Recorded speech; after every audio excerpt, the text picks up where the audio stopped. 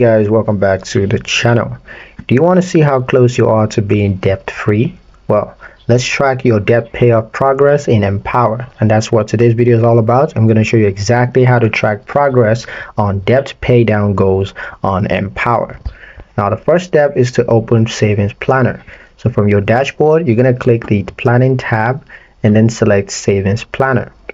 Next step is to go to debt paydown section. So scroll to the debt paydown section. Empower automatically pulls balance from your linked credit cards, loans, and mortgages. Next is to view current balance and interest rates. So you're going to see your total debt, your interest rates, and the monthly payments all in one view, and you can check those out. The next thing to do is to monitor progress. So Empower tracks your monthly reductions and shows you how much you've paid off over time, which of course allows you to monitor that process. Finally, you can adjust payment strategy. Now, if possible, you want to increase payments on high interest debt first to speed up your payoffs. And that's pretty much it for the video, guys. Hope you liked it. Hope you found the information here useful enough. If you did, like, share, and subscribe for more helpful tutorials.